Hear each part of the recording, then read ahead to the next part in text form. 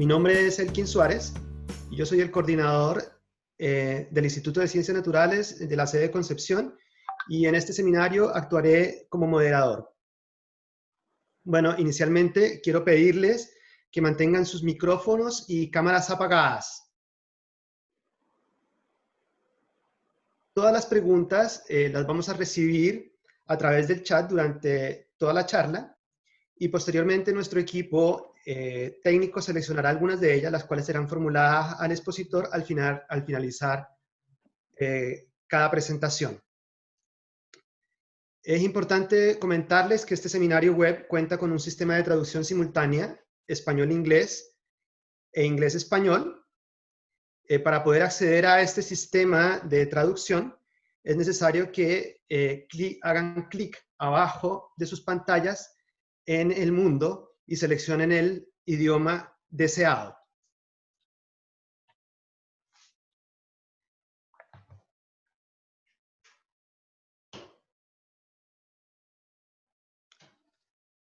Bueno, le damos la más cordial bienvenida a nuestros expositores, la doctora Luciana Cesar Cerqueira Leite, del Instituto Butantan, en Sao Paulo, Brasil, y el doctor Alexis Kalergis, de la Pontificia Universidad Católica de Chile.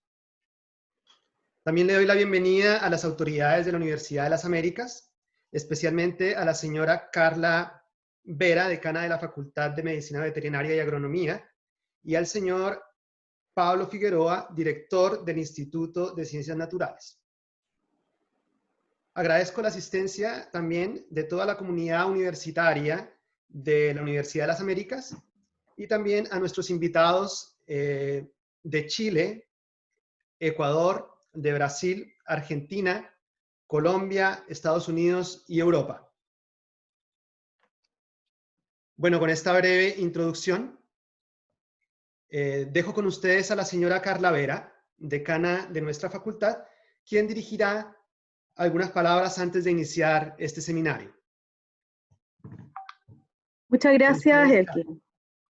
Buenas tardes a todos. Les doy la más cordial bienvenida a todos los asistentes y en especial un saludo y agradecimiento a los expositores. La doctora Luciana Leite, directora del Laboratorio de Desarrollo de Vacunas del Instituto Butantan, Brasil, y al doctor Alexis Kalergis, director del Instituto Milenio de Inmunología e Inmunoterapia. También saludar a Pablo Figueroa, director del Instituto de Ciencias Naturales, y a Elkin Suárez, coordinador del mismo instituto en Concepción, quienes son los principales gestores de esta actividad. Este año, el 2020, creo que será un año que todos recordaremos por el distanciamiento social, el encierro, la falta de contacto físico, la sensación de temor, de vulnerabilidad, de pérdida de seres queridos, la preocupación de la familia, experiencias negativas o positivas en el entorno familiar y laboral. Sin duda este año será recordado por todas estas y muchas otras situaciones que evocarán emociones. En el ámbito educacional se ha presentado también un gran desafío, que en un corto periodo de tiempo se ha debido acelerar los procesos de virtualización de manera de poder entregar los contenidos y experiencias a distancia, dejando de lado la educación tradicional y debiendo avanzar en nuevas metodologías para poder desarrollar un aprendizaje significativo. Por otra parte, a nivel mundial, la velocidad con que están llevando a cabo las investigaciones es extraordinaria, considerando que el desarrollo de una vacuna puede tomar años o incluso décadas. Una vacuna debe seguir varias etapas, primero en el laboratorio, después en las pruebas con modelos animales, y si éstas demuestran que son seguras y pueden generar una respuesta inmune, entonces comienzan los ensayos con humanos, que también tienen varias fases.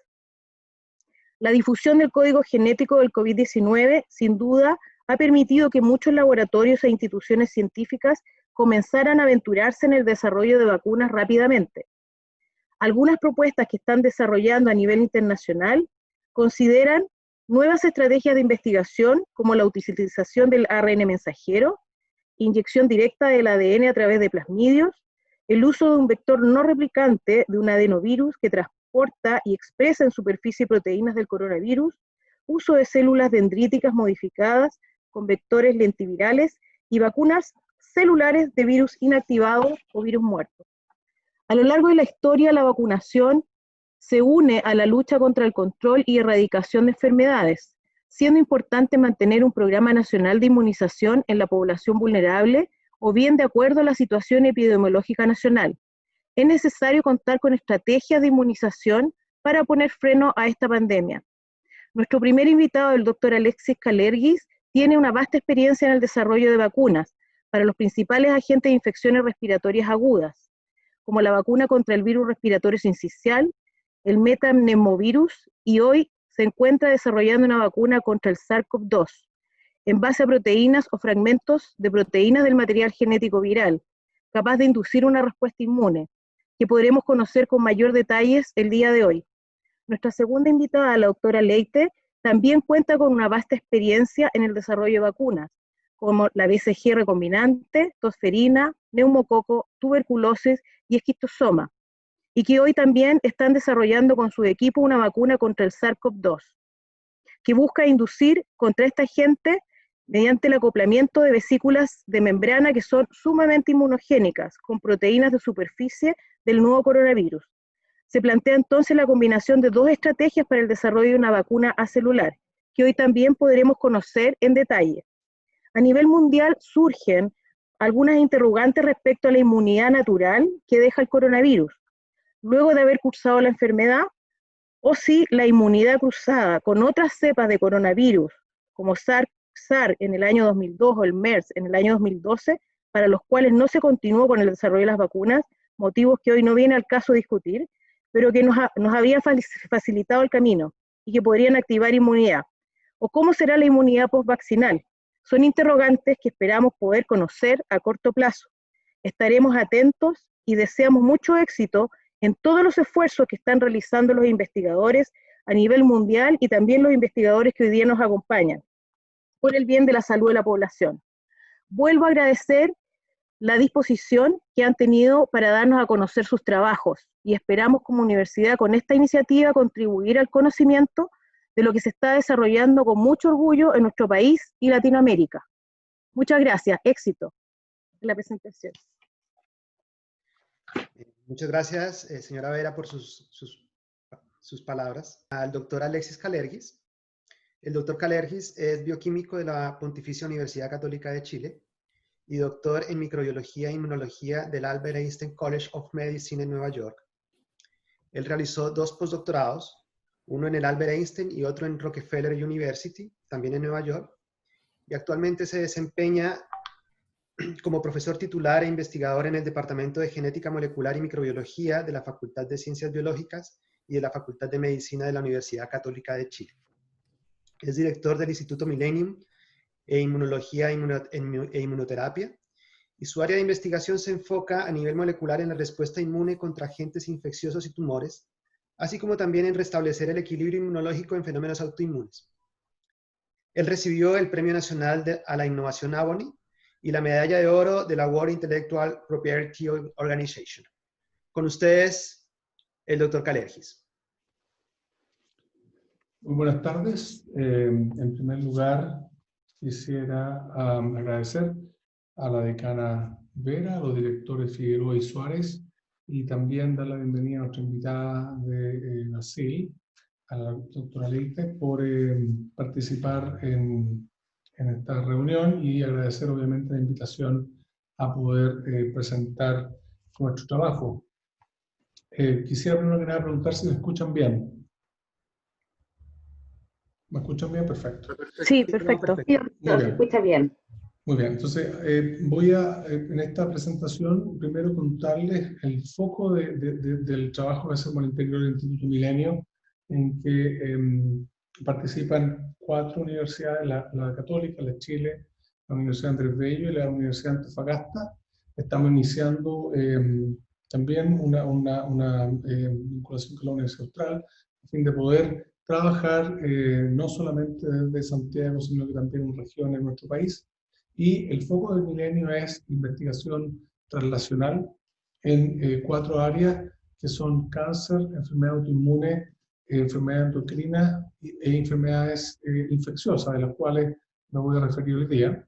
trabajamos en colaboración entre los diferentes grupos, diferentes laboratorios, y eventualmente queremos impactar a la sociedad mediante el desarrollo de investigación clínica y poder proporcionar soluciones que fluyan desde el conocimiento básico hacia la aplicación clínica. Y nos inspira un poco esta idea que se plantea en un libro que se llama El Cuadrante de Pasteur, que se lo recomiendo. Es un libro en que se define un área o un dominio de acción científica que se conoce como investigación básica inspirada en una misión o inspirada en un uso.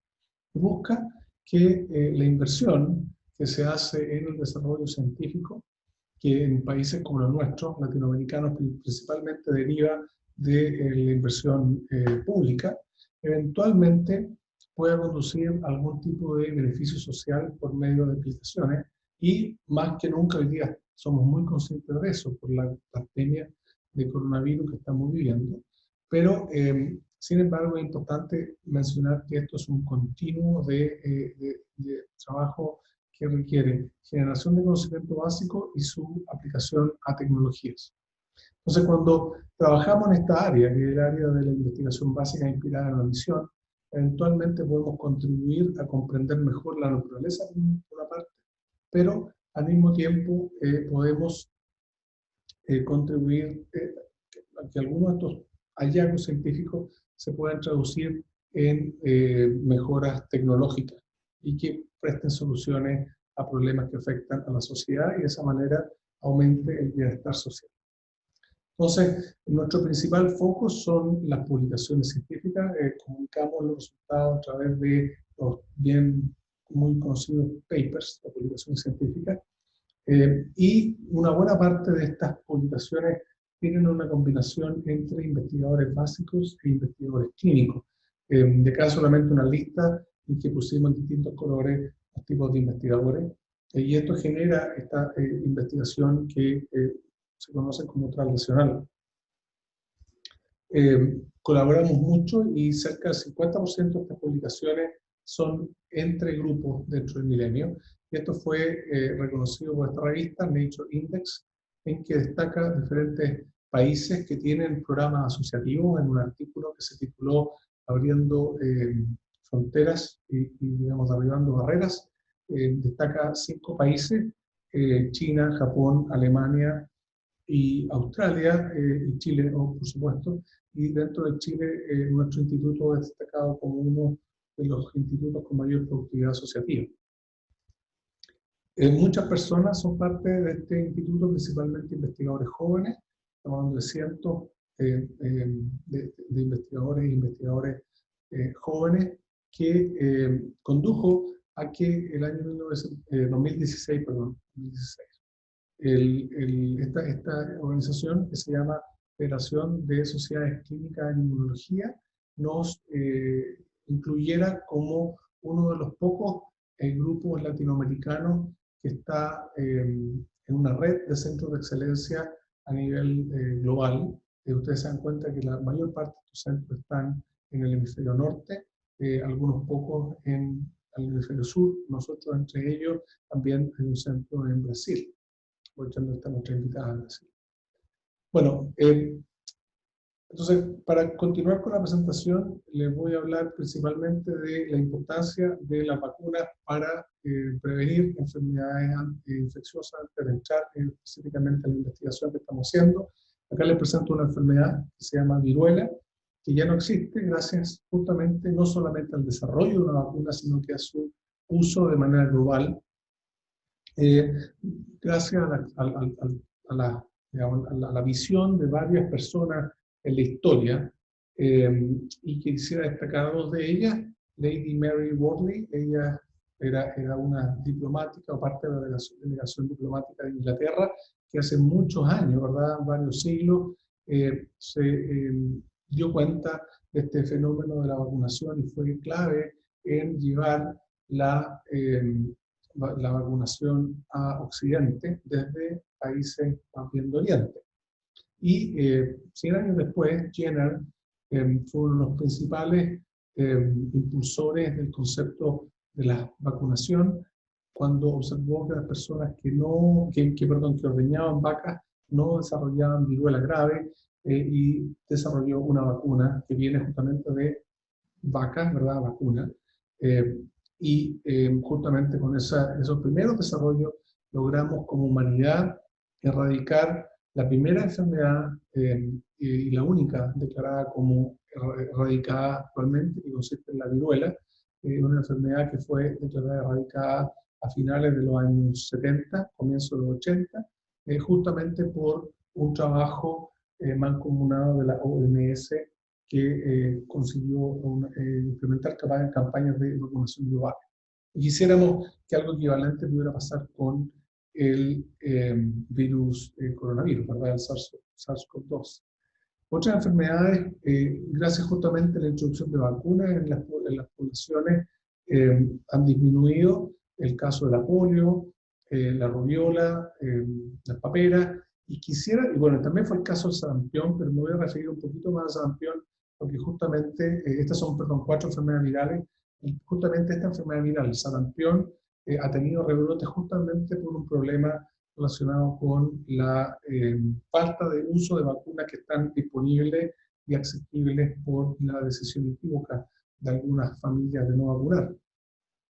Entonces, solamente en números globales vemos que en la línea, a medida que aumentan la cobertura de uso de vacunas, vemos cómo las enfermedades infecciosas caen. Y eso es un tremendo impacto que tiene no solamente el ejemplo de las enfermedades que mostré, la viruela, la rubiola, etc., sino también en general. Las enfermedades son prevenibles con vacunas cuando hablamos de enfermedades infecciosas. Ahora, al mismo tiempo, las vacunas presentan un desafío muy importante y eso es muy relevante en nuestro continente. Hay una brecha muy importante entre países industrializados y países en vías de desarrollo. Los países industrializados ocupan un mayor número de vacunas, normalmente acceden a vacunas de mayor calidad, tienen manufactura de vacunas, mientras que en países en vías de desarrollo como el nuestro, tenemos en general menor número de vacunas.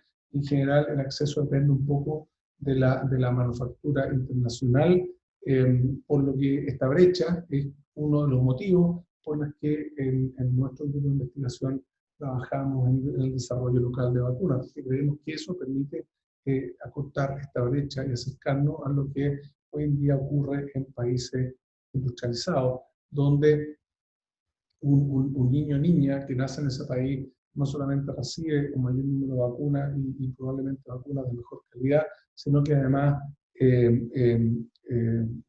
hay una cobertura al uso de vacunas, mientras que en otros países, si bien en Chile tenemos un muy excelente programa nacional de inmunizaciones, creo que el poder desarrollar vacunas en nuestro país sería sin duda una ventaja para asegurar el acceso, suministro y calidad, y mejorar incluso la calidad de la vacuna. Entonces, volviendo al punto del efecto que tiene el no vacunar, una enfermedad que había sido declarada en Estados Unidos el año 2000 como erradicada, me refiero al sarampión, a partir de la última década ha mostrado una serie de brotes justamente y debidos a un aumento en el número de personas que deciden no vacunar a los niños y niñas.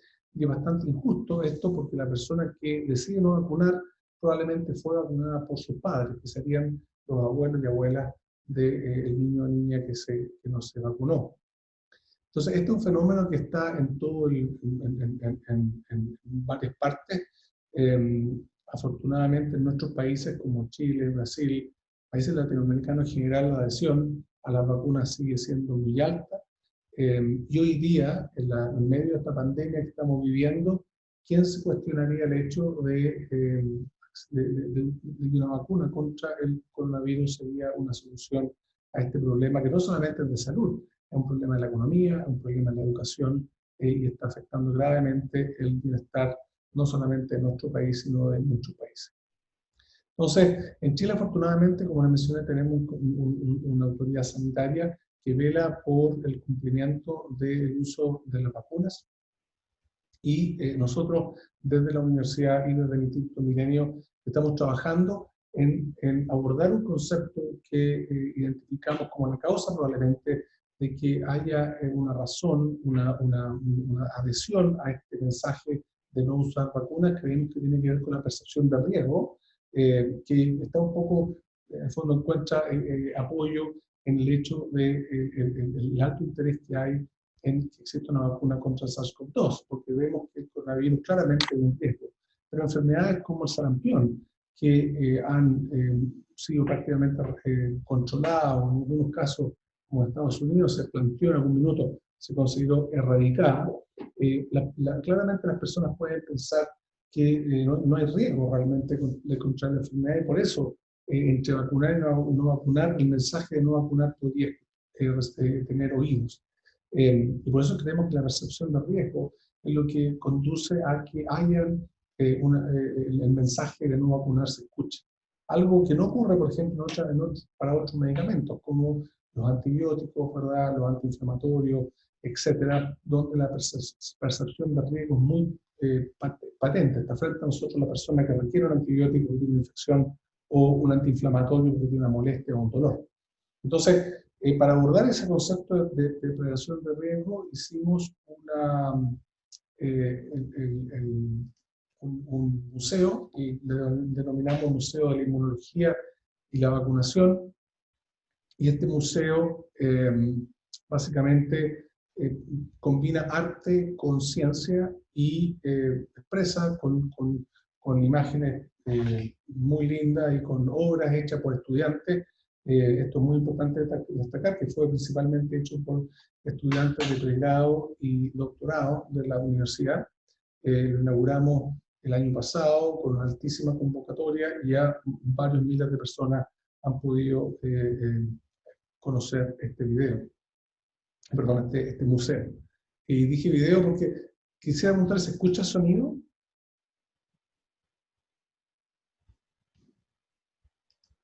Les pregunto, ¿se escucha el sonido del video? No. No, entonces, denme un segundo, tengo que hacer es que el momento de hacer al compartir pantalla tengo que solicitar que me deje. Perfecto. Un segundo. ¿Ahora? Sí, se escucha. Ahora sí. Se escucha.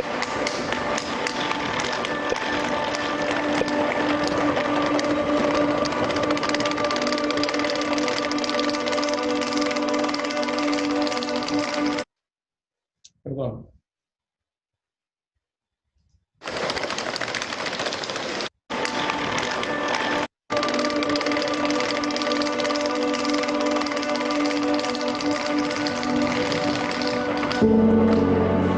Vamos a hacer la inauguración de esta primera muestra del Museo de la Inmunología y de la Vacunación, que se llama Eternalismo.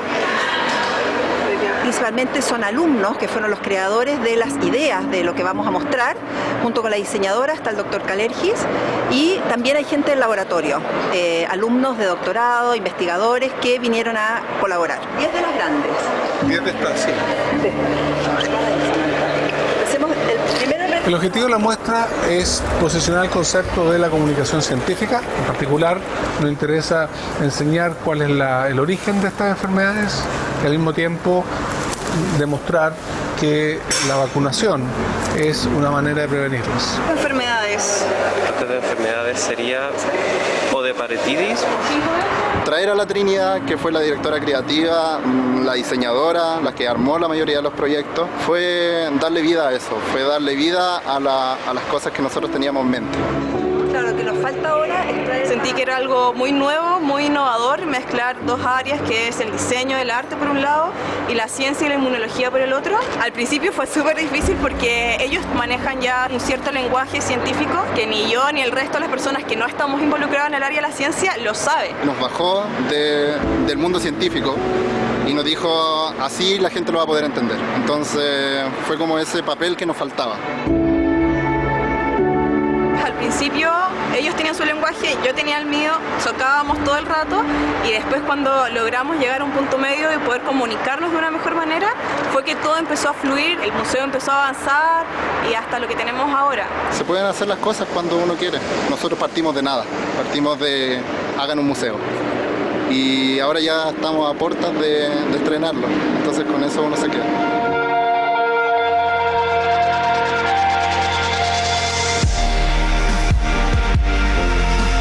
Bueno, muchas gracias a todos los presentes. Realmente estoy muy emocionado por la convocatoria.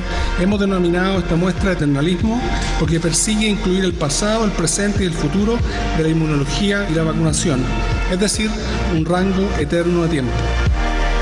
Como autoridades no podemos más que felicitar y agradecer muy sinceramente esta iniciativa. La inmunología y la vacunación en la historia de la humanidad tienen logros importantes que hoy se continúa trabajando por mejorar la salud de todos los seres humanos.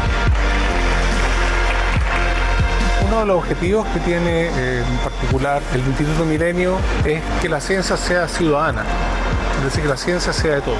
Los estudiantes son claves porque son creativos, son dedicados, comprometidos y muchos de ellos ven esto como una oportunidad de proyectarse desde su quehacer universitario hacia la sociedad. Algunas familias lamentablemente cometen el error de optar por no vacunar a sus hijos o hijas y estos estudiantes se dieron cuenta que a través de esta iniciativa podrían aportar a resolver este problema que es de altísimo impacto a nivel mundial. Al final la vacunación no es propia, no solo yo me estoy protegiendo, yo estoy protegiendo a ustedes, lo estoy protegiendo a todos, o sea, la vacunación es un concepto súper lindo y hay uno que se llama la vacunación del rebaño. El rebaño seríamos todos nosotros. Entonces, si una oveja de ese rebaño no está vacunada, empieza a contagiar a toda la otra. Entonces, eso es lo bueno de la inmunología y de la vacunación, que no es uno el que se está protegiendo. Además de uno, es al resto. De una clase de inmunología nace un poco también esta inquietud, las ganas de hacer un museo, las ganas de poder comunicar de distinta manera y que no todo quede en un libro, no todo quede en un paper o en una publicación fuera del país, sino comunicar también lo que ellos están haciendo en su país y a su gente. Hay que enfocarse en hacer divulgación, eso es lo importante, en llegar, en transmitir, en encantar. La divulgación científica tiene como objetivo, finalmente, que el conocimiento que generamos sirva a la sociedad, para contribuir en nuestro imaginario, para inspirarnos, para tomar decisiones. Y eso es un rol fundamental de la ciencia. Que es educar más que todo, es llevar la ciencia a la gente. La verdad que he pasado muchos años bien encerrada en un laboratorio, conversando harto con alumnos, pero de temas muy científicos y del experimento y hacerlos pensar y el pensamiento científico, cómo razonar. Y eso fue el propósito que en un momento le dije al doctor Kalefi, me encantaría hacer algo distinto, de difusión, de poder llegar más a la población, de salir, de mostrarse un poquito más. Para mí también es un tremendo aporte, una oportunidad que uno no deja de poder hacer cosas nuevas en la vida, digamos. Hay tiempo para todo. Bueno, entonces, esa iniciativa está actualmente itinerante, obviamente en periodo de pausa por producto de la pandemia, pero vamos a retomar una vez que podamos volver a la actividad. Entonces, me voy a enfocar ahora un poco en la ciencia. Nosotros estudiamos células dendríticas inmunes que son capaces de reconocer agentes infecciosos, por ejemplo, virus respiratorios, y a su vez activan la respuesta inmune y eso genera la inmunidad que esperamos sea capaz de eliminar a este agente infeccioso. Entonces, este proceso, que lo hemos estudiado por muchos años, se llama sinapsis inmunológica, reconocimiento de antígenos por parte de células como las células T, en la superficie de células dendríticas. Eso contribuye a la inmunidad antibacteriana y antiviral, pero lamentablemente estos virus y bacterias tienen mecanismos de evasión de la respuesta. Y es el caso, por ejemplo, del virus sincicial. Que es un virus de altísimo impacto. Nosotros hemos trabajado con el sincicial, el metaneumovirus y el virus Hanta, como mencionó la decana, pero en particular en el caso del sincicial estamos hablando de varios millones de infecciones al año y varios cientos de miles de muertes a raíz de este virus anualmente en el mundo. En Chile puede causar cerca de un 80% de las hospitalizaciones en población infantil. Y el problema central en torno a este virus, y por eso que estamos trabajando en coronavirus, que tiene elementos comunes, es que la respuesta inmune, la respuesta inflamatoria que desarrolla el individuo infectado por el virus puede ser una respuesta nociva que obstruye la vía respiratoria.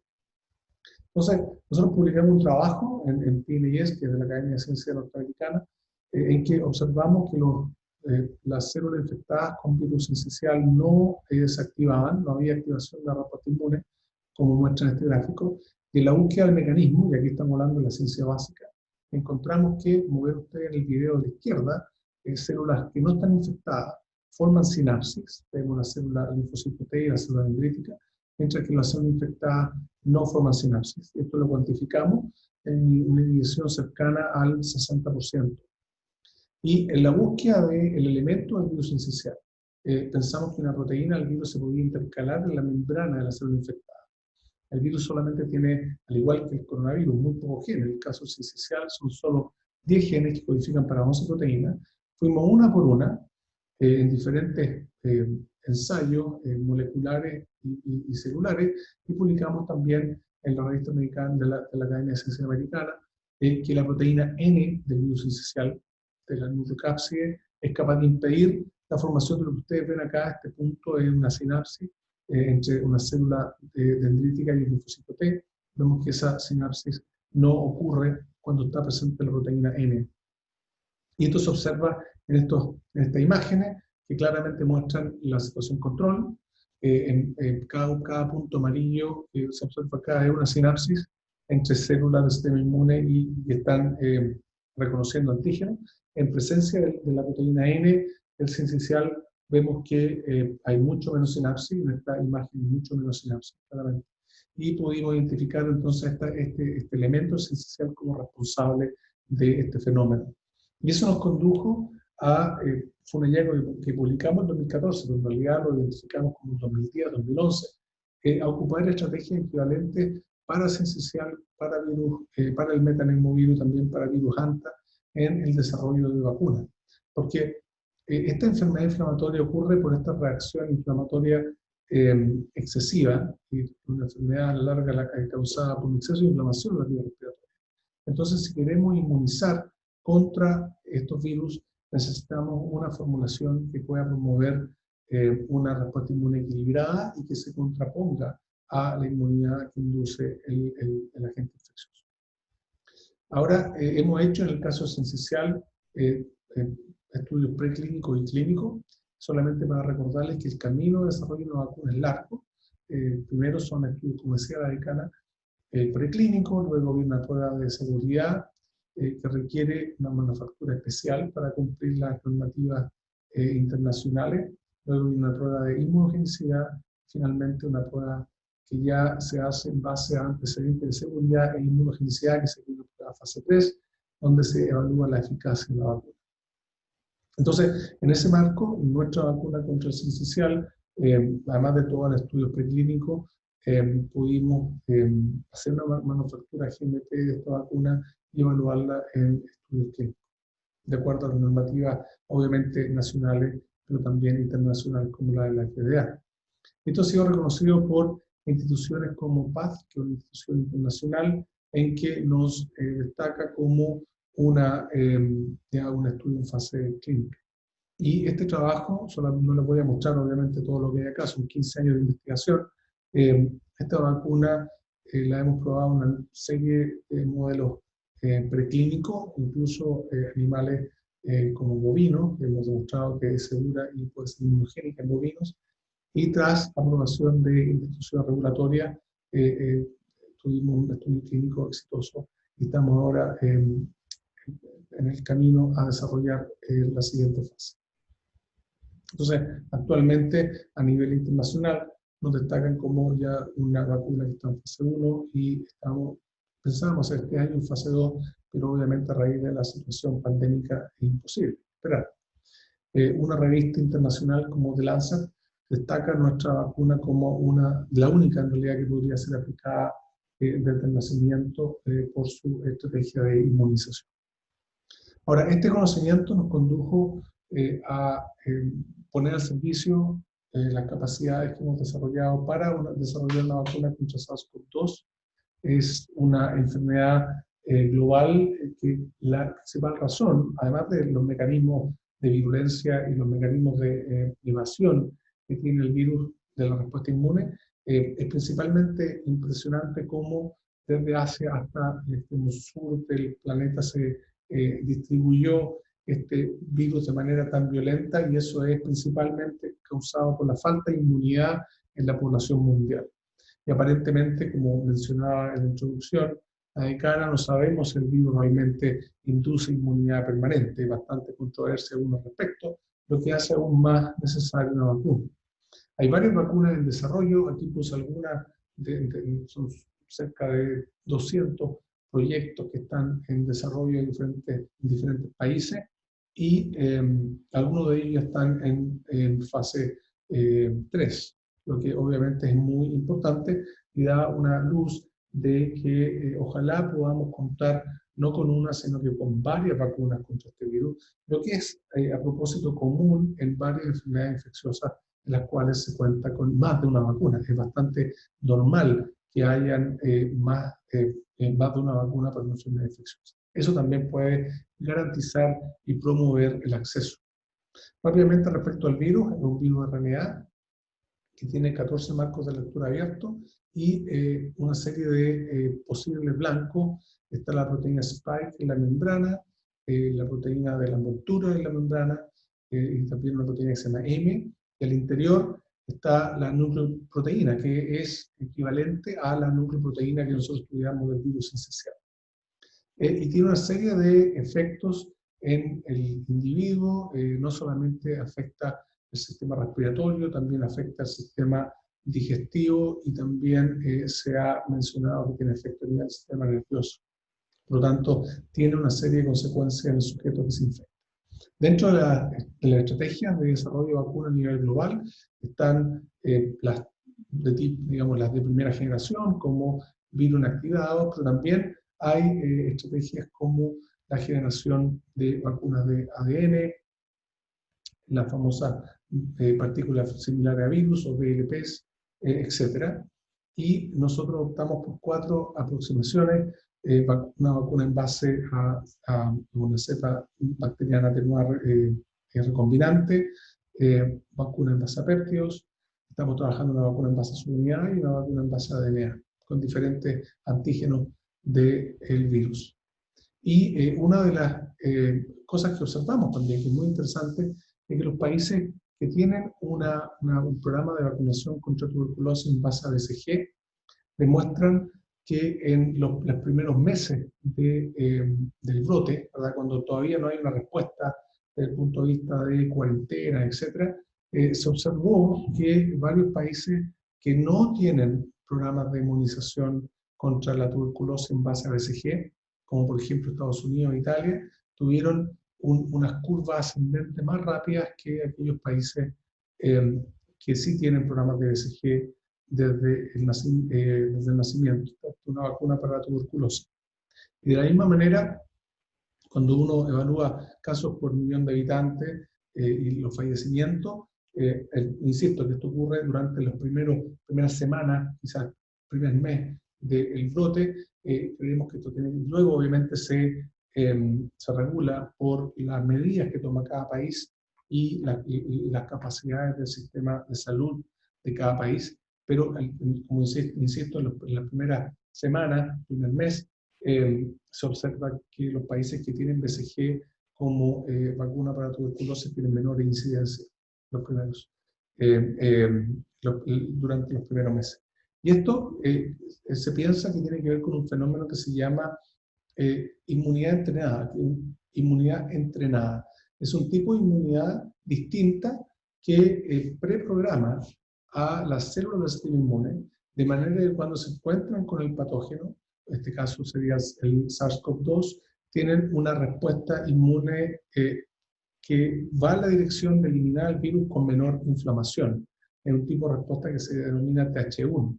Y esta modificación tiene que ver con un fenómeno de de regulación de expresión génica a nivel epigenético que básicamente altera la composición de la cromatina en el caso de la célula inmune, de manera que cuando se encuentran con el virus hay una respuesta más rápida y adecuada frente al agente infeccioso viral.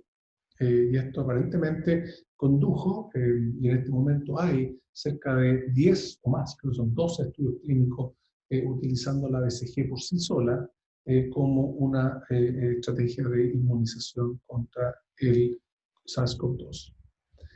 Nuestra aproximación busca justamente prevenir todo este fenómeno inflamatorio que ocurre en el sistema respiratorio, que es nocivo, ¿verdad? Mediante la inducción de una respuesta inmune polarizada hacia una respuesta TH1 antiinflamatoria. Ahora, es importante destacar que el desarrollo de investigación científica en nuestra región es fundamental. En este artículo en Nature, que salió publicado hace unos 10 días, 2 semanas atrás aproximadamente, destacan el desarrollo de vacunas en 4 o 5 países en nuestra región, y a mí me gustó mucho el título de el autor de este artículo, en que dice: nadie vendrá a rescatarnos, y eso es fundamental para poder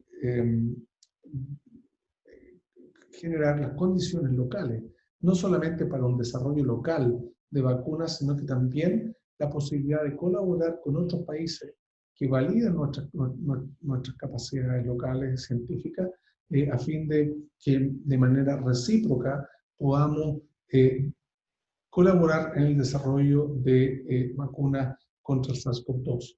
Claramente una vacuna contra este virus va a resultar en la colaboración internacional. No, es imposible que ocurra de manera individual. Vemos hoy en día que, por ejemplo, en Estados Unidos se están estudiando vacunas que fueron desarrolladas en Europa, y en Latinoamérica sabemos que hay iniciativas de evaluación de vacunas que ya demostraron ser seguras, demostraron, por medio de estudios fase 1 y fase 2, demostraron ser inmunogénicas, y estarían ahora en una etapa de fase 3. Y desde Chile estamos explorando también esa posibilidad a través de un consorcio de universidades que estamos organizando para poder realizar no solamente con las vacunas que podemos desarrollar acá en Chile, sino también con posibles colaboraciones con países como los que hemos hecho en esta diapositiva. Bueno, y este consorcio ya está en operación, hemos tenido una serie de reuniones, obviamente va a involucrar aquí las capacidades de varias universidades en torno a primero evaluar los datos preclínicos y fundamentos científicos y los datos clínicos existentes para alguna vacuna, y eventualmente considerarla para su evaluación y su posterior desarrollo en nuestro país. Bueno, con eso termino. Agradecer a mi grupo de investigación, un grupo bastante numeroso de científicos y científicas jóvenes, muy comprometidos, que, como mostraron en el video del museo, ven cómo su quehacer científico universitario puede ser un aporte a la sociedad en la búsqueda de una solución contra este virus. Así que muchas gracias, y muy disponible para responder preguntas si tuviese.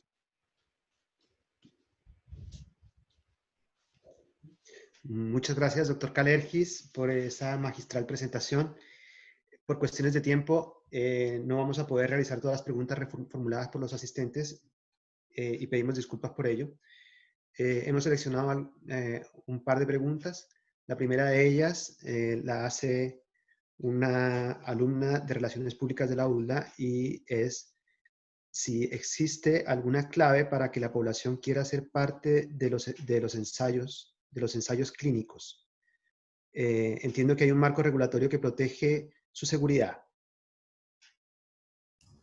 Claro, los países tienen marco regulatorio. En nuestro país hay un marco regulatorio bastante sólido, y en el fondo la clave, la pregunta que hacía la persona era la clave. No entiendo muy bien a qué se refiere por la clave, pero normalmente la participación en este tipo de estudios es voluntaria. y esto es así en muchos países. Por lo tanto, hay una disposición de las personas, ciudadanos y ciudadanas, de participar en este tipo de estudios. Y eso es lo que está ocurriendo en varios países, desde las fases 1 hasta las fases 3.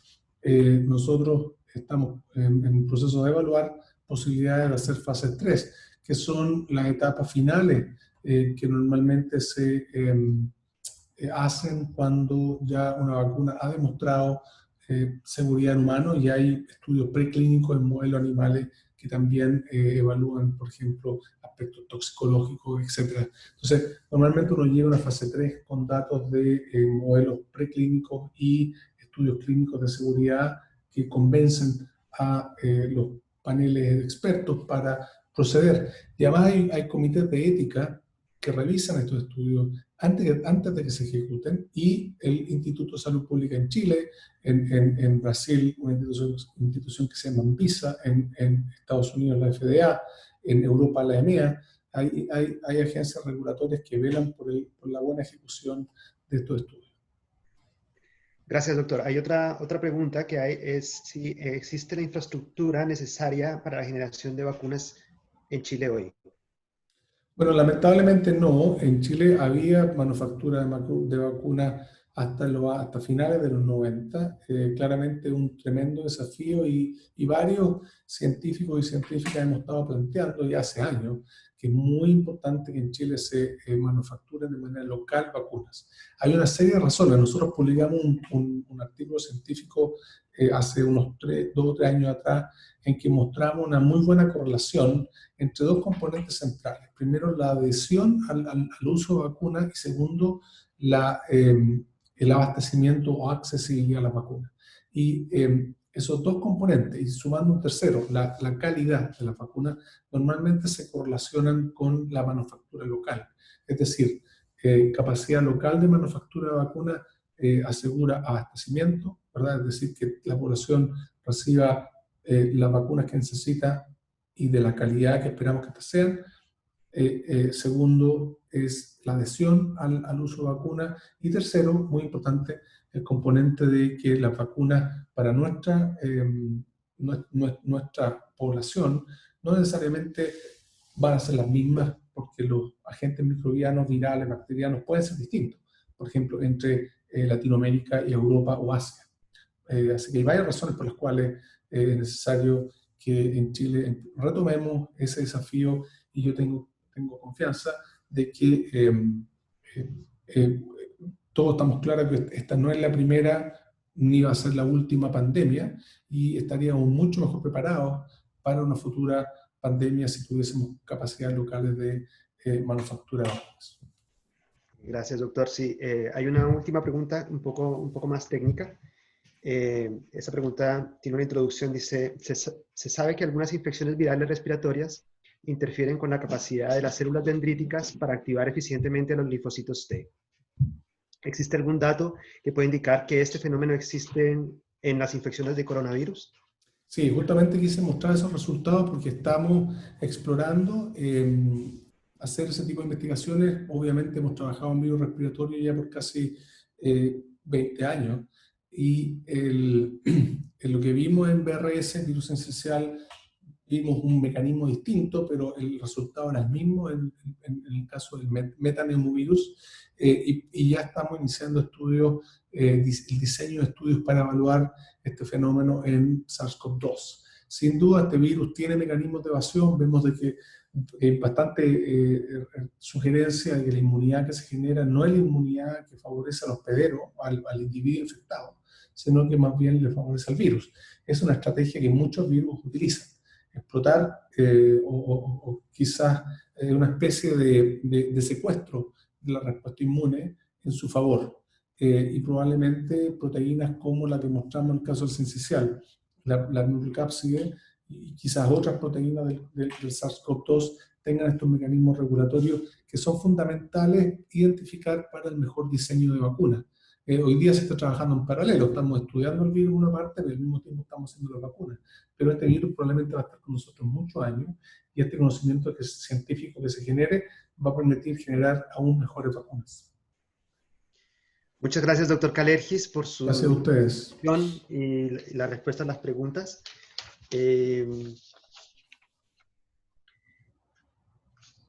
Vamos a llamar a nuestra siguiente expositora, la doctora Luciana César Cerqueira Leite. Ella es química de la Universidad Estatal de Campinas y doctora en bioquímica del Instituto de Química de la Universidad de Sao Paulo. Actualmente ella se desempeña como investigadora del Laboratorio de Desarrollo de Vacunas del Instituto Butantan en Sao Paulo, Brasil, y es una investigadora que tiene una amplia experiencia en el área de la biotecnología molecular con énfasis en el desarrollo de vacunas. Su línea de investigación aborda varios temas, entre los que se encuentran la vacuna BCG recombinante, pertussis, neumococo, tuberculosis y esquistosoma. Su conferencia se titula ¿Cómo el desarrollo de las vacunas para la esquistosomiasis podría contribuir para una vacuna contra el COVID? Dejo con ustedes a la doctora Luciana Leite. Luciana. Well, good afternoon. I want to thank very much the invitation to participate in this very nice debate and talk. It was an excellent talk that was given by Alexis, and I was very happy to see the proposal and everything that's being done in the Millennium Institute. My presentation will be a bit different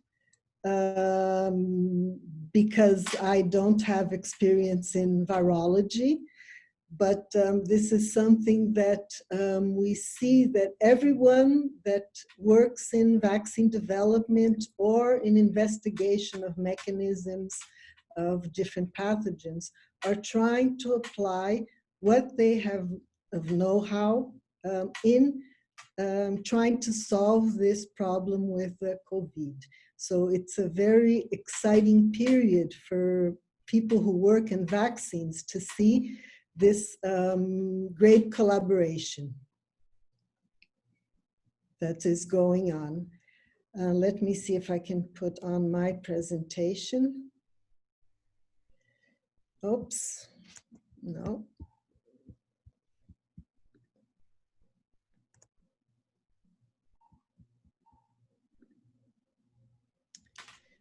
Can you see the presentation? Is everything okay?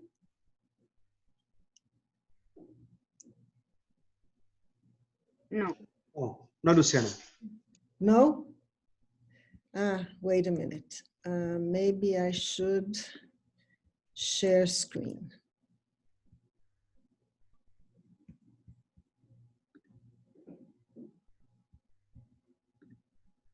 Ahora sí, Luciana. Ahora sí. Okay. Muy bien. So, I work in the Entonces, trabajo en un laboratorio de desarrollo de vacunas en el Instituto Butantan y hemos trabajado en distintas estrategias, principalmente centradas en la microbiotecnología para intentar contribuir en distintas propuestas a nuevas vacunas, obviamente. Así que me gustaría mostrarles nuestros estudios en el desarrollo de la vacuna del esquistosoma, porque las estrategias pueden ser útiles para el desarrollo de nuevas vacunas para el SARS-CoV-2. Así que solo para mostrarles un poquito de qué se trata este parásito del esquistosoma, ¿por qué buscamos una vacuna para el esquistosoma? Bueno, porque es uno de las enfermedades parasitarias más prevalentes en el mundo y tiene un ciclo de vida bastante complejo que involucra dos huéspedes, las anguilas y los humanos. Si se fijan, La prevalencia es muy alta en África, pero en Brasil también tenemos una incidencia muy importante de la esquistosomiasis y como parásito nos plantea de cierto modo distintos problemas a la hora de intentar solucionar o generar una vacuna. Deme un segundo.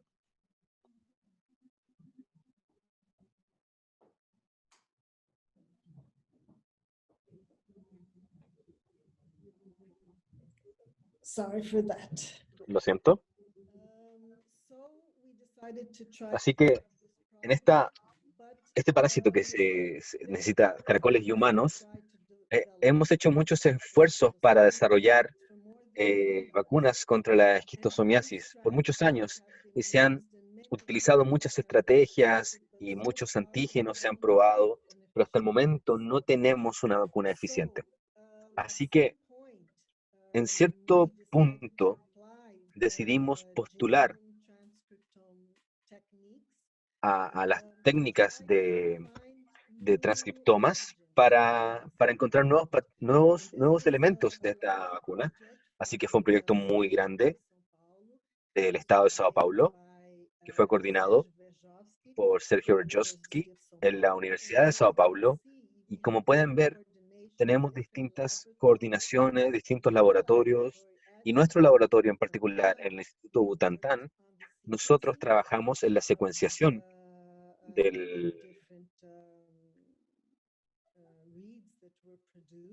las distintas lecturas que se estaban produciendo, y al mismo tiempo hubo aproximadamente 120 a 180.000 secuencias que se ensamblaron mediante bioinformática para intentar identificar aproximadamente 14.000 genes. Así que trabajamos en las anotaciones de estas bases de datos, les atribuimos las funciones y al mismo tiempo hicimos data mining buscando vacunas potenciales. Así que al mismo tiempo fuimos desarrollando una genómica funcional aplicada al desarrollo de la vacuna para la base de datos que se estaba generando. Y obviamente, a diferencia de un virus que tiene pocas proteínas entre las que hay que elegir, en el caso nuestro había muchos datos y era esencial utilizar la bioinformática para seleccionar o, de cierto modo, encontrar las vacunas que podían ser importantes para nosotros. Así que utilizamos los datos de la genómica que apareció después, también la transcriptómica y la proteoma. Así que intentamos aplicar todo esto mediante una estrategia que se había desarrollado recientemente que se llama la vacunología reversa, que se centra en la bioinformática y comenzamos con las bases de datos de todo el genoma. Utilizamos sistemas de predicción computacional para encontrar candidatos de vacunas in silico y luego producimos ya sea proteínas recombinantes o vacunas de ADN para de este modo testear su inmunidad mediante, obviamente, distintas estrategias. Y luego buscamos la protección. Así que en el proceso de data mining, estuvimos buscando distintos genes y proteínas cuyas funciones indiquen una localización en la superficie o la exposición debido a la interacción con el sistema inmune del huésped.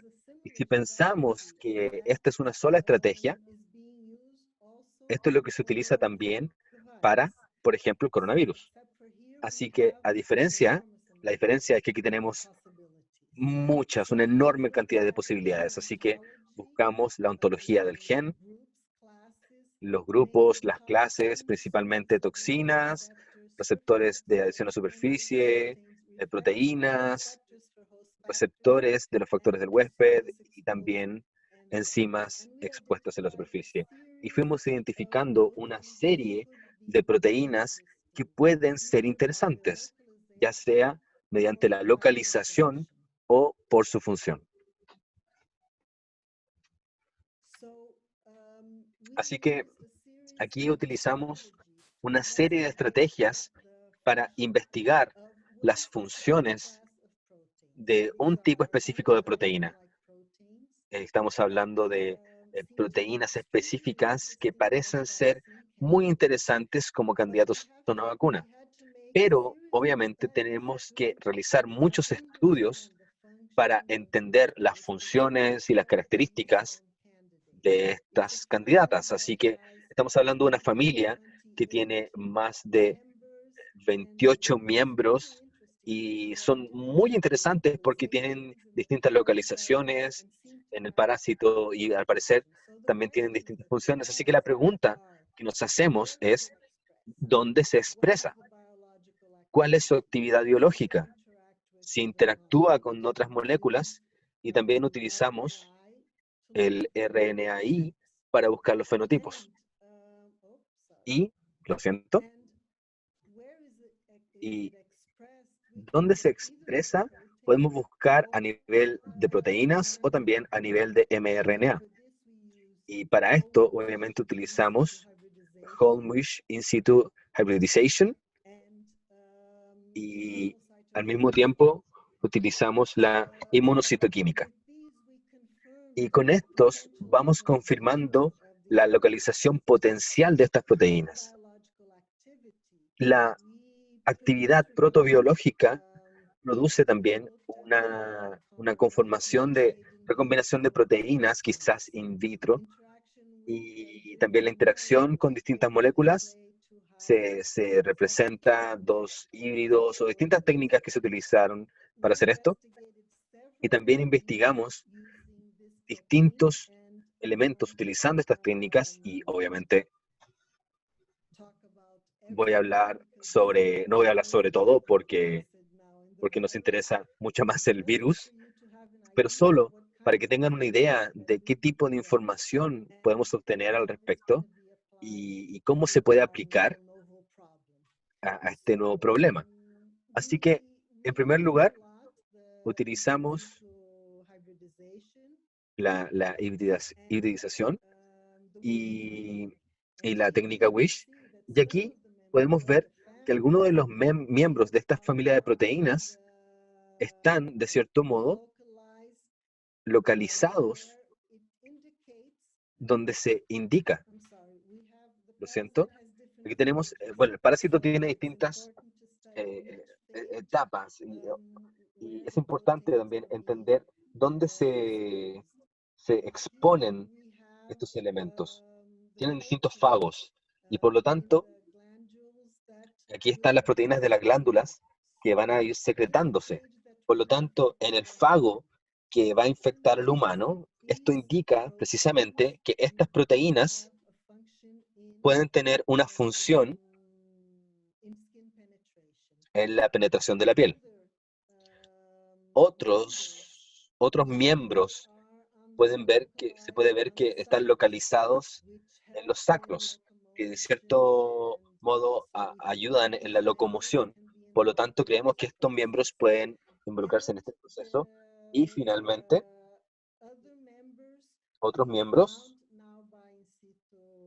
lo hemos encontrado mediante citoquímica in situ. Nos hemos dado cuenta que también tiene que ver con las glándulas que fagocitan. Por lo tanto, esto indica que pueden ser parte importante del proceso de alimentación. Así que tenemos mucha información hoy en día que puede ir confirmando que estas proteínas pueden ser, de cierto modo, pueden estar de cierto modo en la ubicación exacta o que pueden utilizarse de ciertas maneras para la supervivencia del parásito. Así que estamos investigando estos elementos como candidatos a una vacuna. Sin embargo, nuestra información, o la información que hemos obtenido de estos estudios, nos muestra que esto induce cierto nivel de protección. Sin embargo, también se indica que deberíamos tener una mejor respuesta inmune. Por lo tanto, hemos decidido hacer un estudio paralelo sobre los mecanismos efectores de protección de un modelo de vacuna que está muy protegido. Es una vacuna atenuada por radiación, por la radiación de la fase de fago, perdón, que va a invadir al huésped humano. Así que tomamos este modelo que muestra protecciones y lo fuimos analizando muestras mediante la biología de sistemas, y debido a que es muy importante para nosotros ir definiendo las correlaciones de protección, nos vamos a dar cuenta de que también en el virus, en el desarrollo de este virus, perdón, en el desarrollo de esta vacuna, para el COVID también vamos a tener este mismo problema. El establecimiento de correlaciones de protección nos va a ayudar mucho a desarrollar una vacuna. Por lo tanto, esto es lo que hicimos, utilizando la biología de sistemas para la vacuna contra el esquistosoma. Y esto va generando, obviamente, una gran cantidad de datos. Aquí solamente les voy a dar un ejemplo para que se entienda cómo se puede hacer esto. Así que, básicamente, inmunizamos a los animales y aquí fuimos revisando las expresiones de distintos genes en los animales inmunizados y también los animales que solamente estaban infectados, para ver las diferencias entre las respuestas inmunes de estos dos sistemas. Y aquí, si se fijan, aquí están los distintos genes que vimos que estaban expresados de manera distinta. Y tenemos dos grupos de infectados, de animales infectados, y dos grupos de animales vacunados. Uno con una dosis y otro con 3 dosis. Y el grupo que estaba más protegido eran los animales que habían sido inmunizados con 3 dosis de la vacuna Zircaria atenuada. Así que es muy claro que la respuesta inmune es muy distinta. La infección vemos que se ve regulada a la baja de una serie de genes. Y los más importantes se relacionan con las vías de hemostasis y también con el FGF.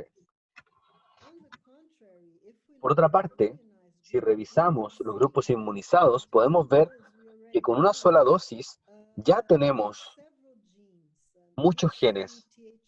El DC, el TH1, la diferenciación, el inflamatorio, el macrófago, todos esos ya tenían una activación muy significativa de los genes en relación a su respuesta inmune. Y cuando revisamos las vacunas con 3 dosis,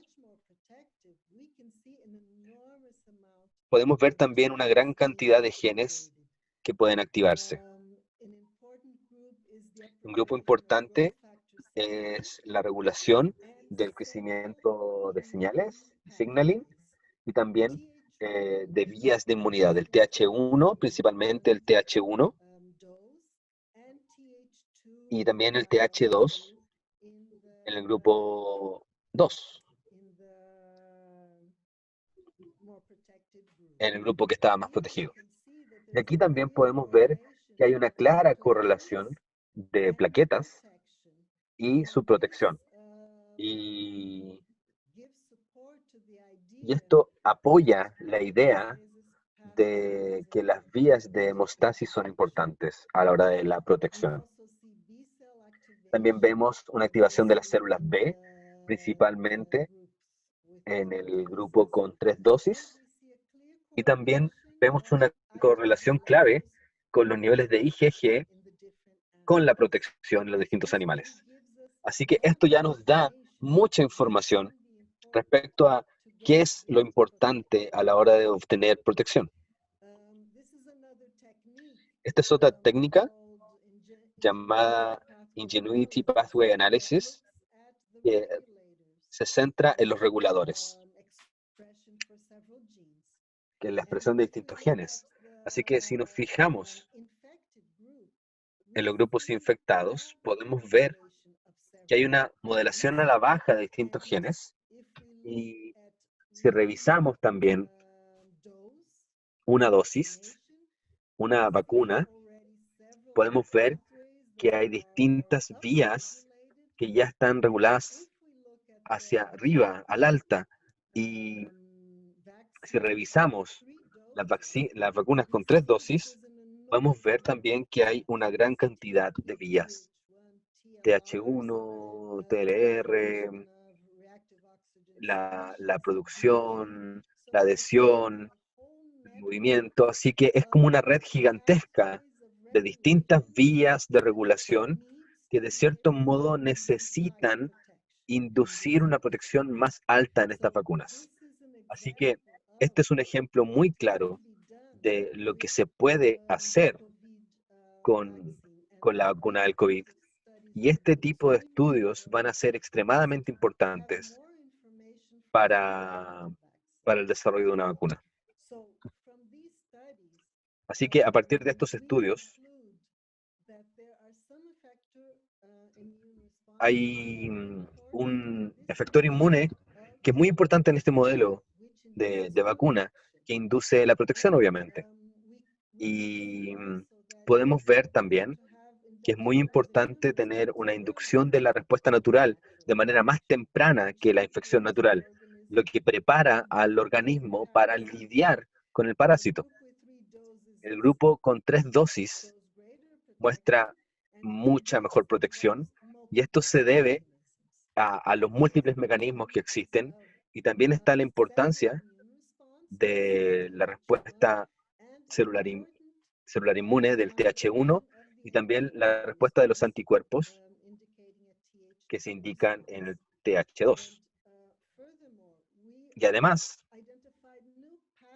identificamos nuevas vías de distintas inflexiones que parecen inhibir la hemostasis y obviamente la activación de plaquetas, y también la importancia de estos factores de crecimiento, que esto regula hacia la baja la infección, regula hacia la alta la protección, lo que obviamente muestra una especie de migración o decirlo de alguna manera, interferir la migración es muy importante en la protección.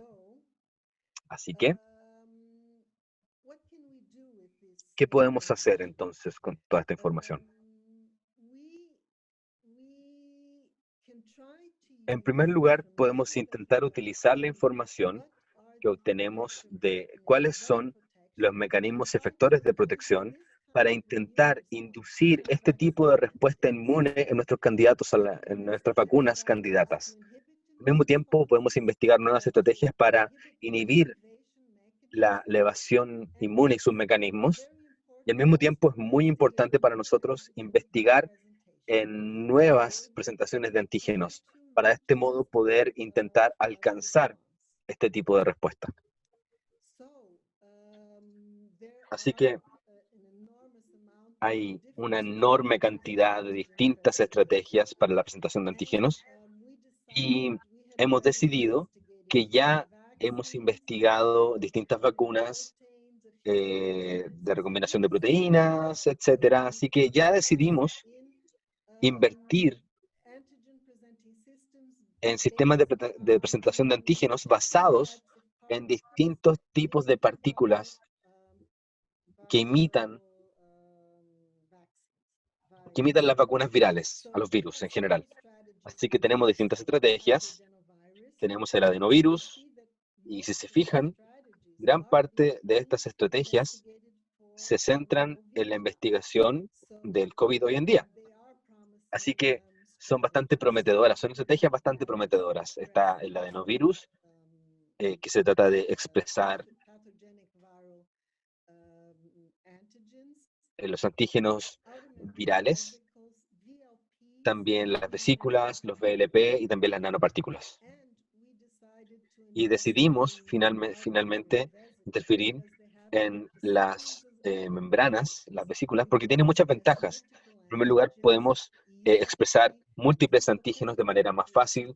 Tenemos características físico-químicas como el tamaño, la superficie, la carga, la composición, sus propiedades inmunoestimulantes, y al mismo tiempo son sistemas que pueden activar la protección que se ve mediada por las células T y B, por los anticuerpos, por las células activadas, y al mismo tiempo existe el potencial de activar múltiples mecanismos de protección.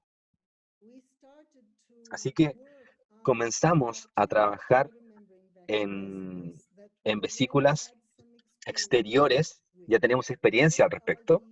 ¿Y qué queremos entonces con estas vesículas? Cuando una bacteria ingresa a la circulación, tiene un mecanismo de inmunoinvasión mediante la cual libera ciertas partes de su automembrana en vesículas más pequeñas. Y esto confunde la respuesta inmune y sigue intentando matar las vesículas, pero obviamente el virus escapa. Así que estos OMV, estas vesículas, son muy inmunogenéticas y obviamente ya se han utilizado en distintas vacunas.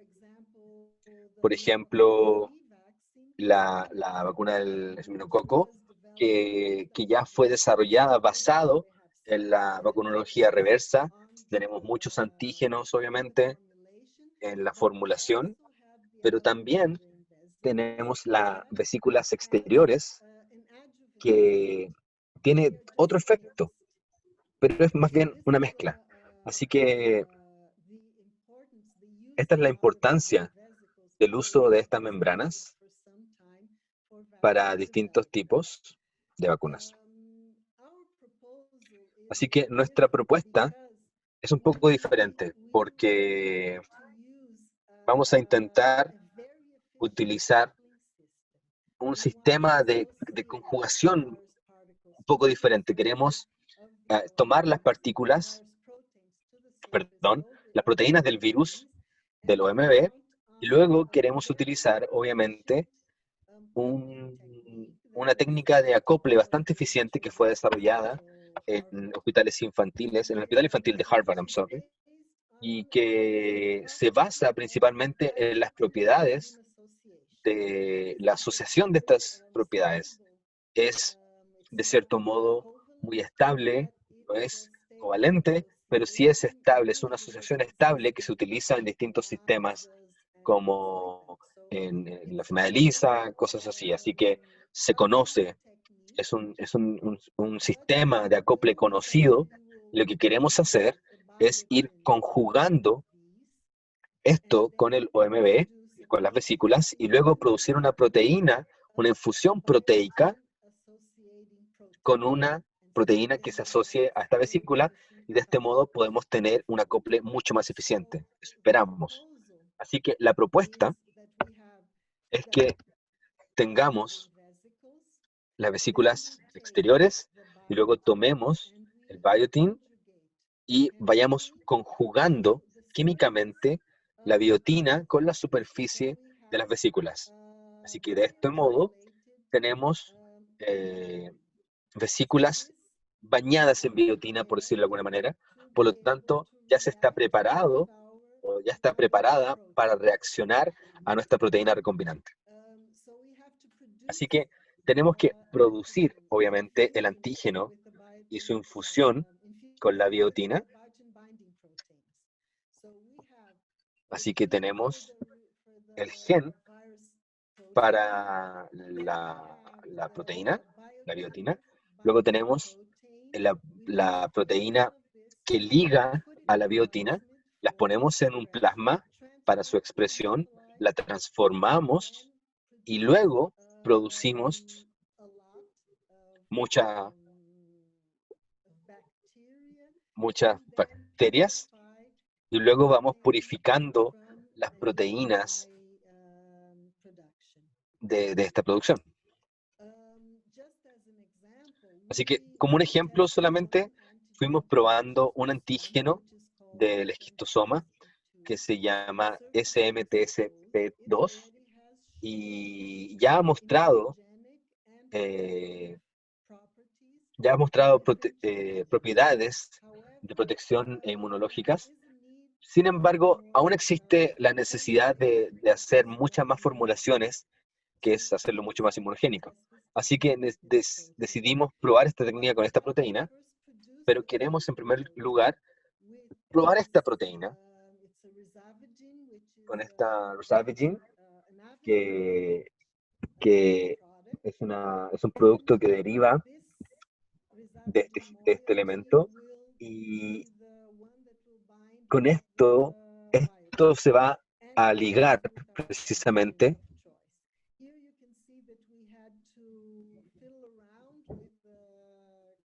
with the conditions to be able to produce the recombinant protein. And we varied, sorry that this is missing, but it's temperature and time of incubation, of induction. And we can see that we found an optimum condition to do the expression, and we have the expression of the protein by SDS and by Western blot. So we have our protein. Now we have to do the coupling of the fusion protein with the vesicle. And so this is a very simple but very efficient process in which, pardon? This is an efficient process where we have Este es un proceso muy simple en el que tenemos la biotina y también esta proteína y obviamente el antígeno que tenemos acá.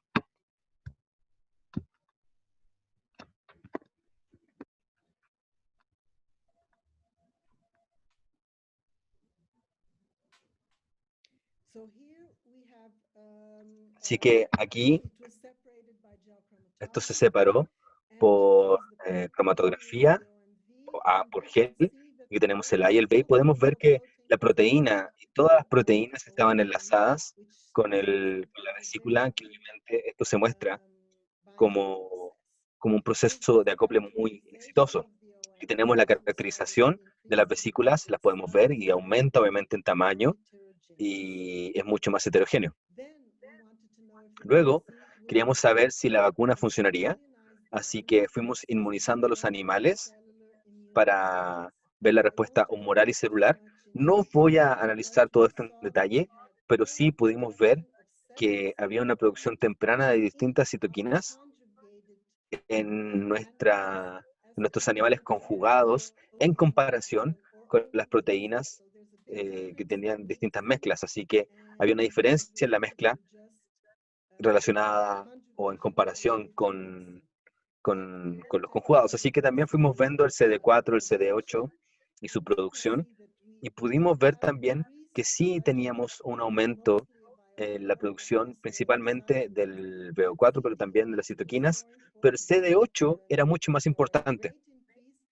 Teníamos esto acá en lugar, en CD8, en las células CD8 que se expresaban en TNF, en gamma y también en dial2, lo que también es una indicación clara de una respuesta inmune ineficiente y de una respuesta citotóxica, que obviamente también puede ser muy importante para el parásito, pero también para el virus.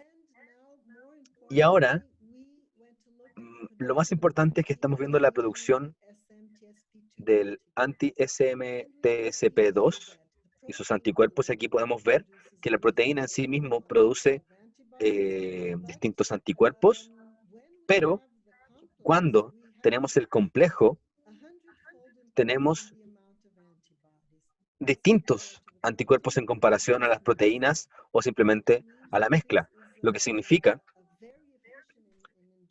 que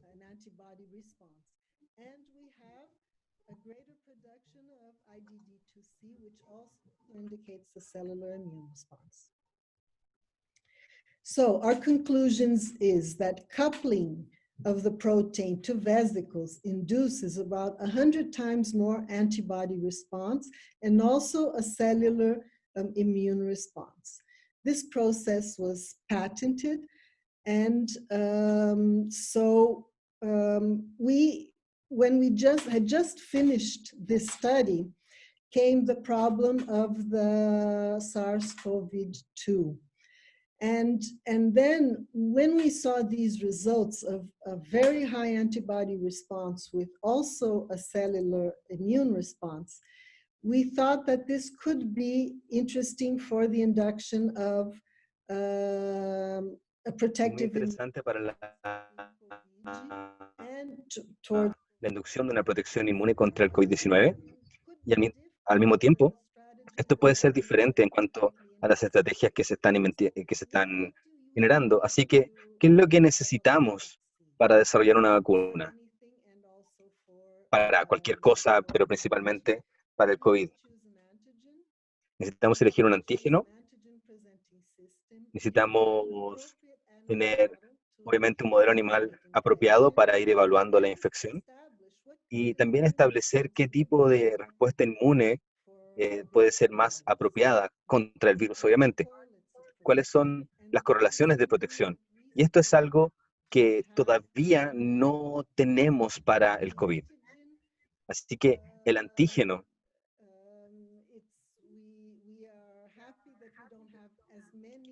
nos encantaría, obviamente,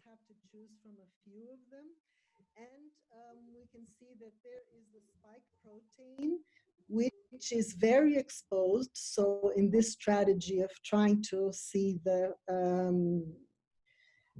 interaction with the immune response of the host, the proteins that are... En cuanto al huésped, las proteínas de la superficie son muy interesantes, así que en ese sentido,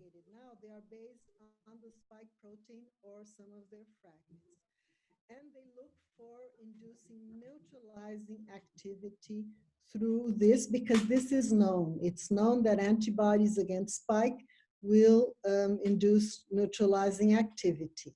And there are also some strategies based on nucleocapsid membrane proteins. So this is also being covered in the different studies. I will not go into the current strategies for vaccine development, because Dr. Alexis already made a very good introduction, and they are the basic strategies that are used for vaccine development. Inactivated, attenuated. Para el desarrollo de vacuna, para ir atenuando, obviamente, las distintas vacunas, que son estrategias mucho más nuevas, y podemos ver que hay distintos grupos trabajando en todo esto, pero también tenemos los vectores virales y también las vacunas basadas en distintas VLP, nanopartículas, proteínas. Así que nuestras estrategias se centran principalmente en esta última categoría. Así que la pregunta es, ¿puede este nuevo sistema de presentación de antígenos que utiliza las membranas exteriores de las bacterias inducir una respuesta inmune más protectora? Desafortunadamente, hasta este momento no tenemos resultados que permitan responder esta pregunta.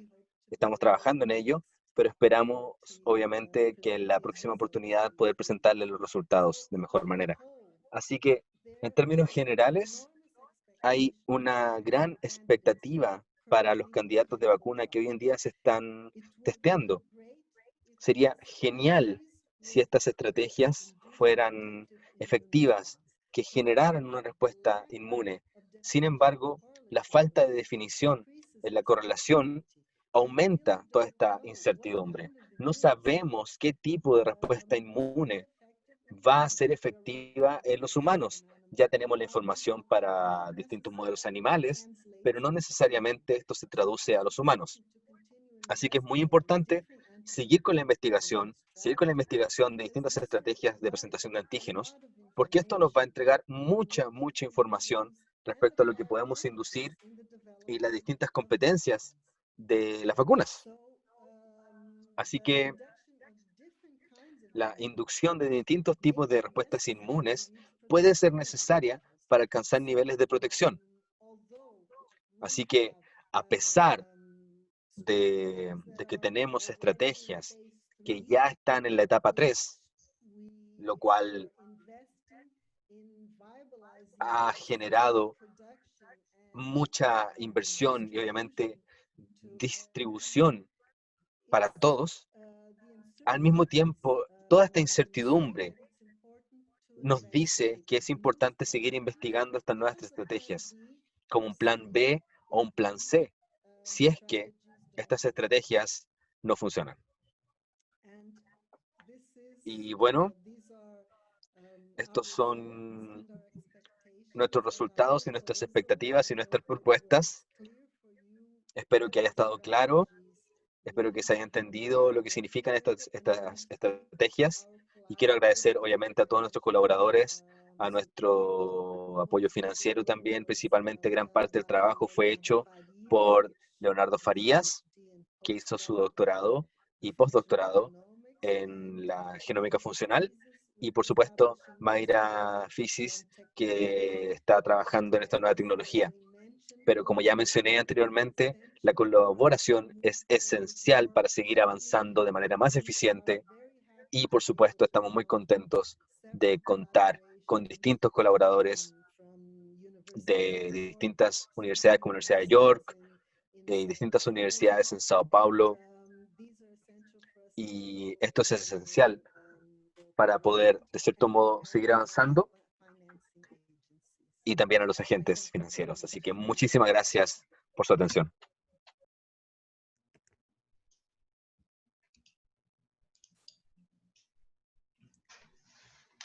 Now I have to stop sharing, right? Ahora tengo que dejar de compartir, ¿cierto? Exacto. Muchas gracias, doctora Luciana, por su magnífica presentación. Tenemos algunas preguntas. Esta primera pregunta habla así. Uno de los limitantes en el desarrollo de las vacunas usando las vesículas extracelulares como coayudantes es su producción en masa, debido principalmente a que se desconocen aquellos mecanismos que inducen a las bacterias a generar estas vesículas y la dificultad de mantener la integridad de dichas vesículas en los reactores. ¿Cómo ustedes han sobrepasado los obstáculos inherentes a la producción de estas vesículas? That's a good question. There are means of stabilizing these, which we have invested some, but we are confident that hemos invertido al respecto, pero confiamos que sí es posible producir estas vesículas en gran escala, porque ya se utilizan para distintas vacunas de GSK, por ejemplo. La del meningococo G, que produce estas vesículas en grandes cantidades y las utiliza en vacunas. Así que son problemas técnicos que no creo que vayan a ser complejos. Gracias. Tenemos otra pregunta. Se sabe que algunas de estas vesículas pueden contener algunas endotoxinas de las bacterias que los producen.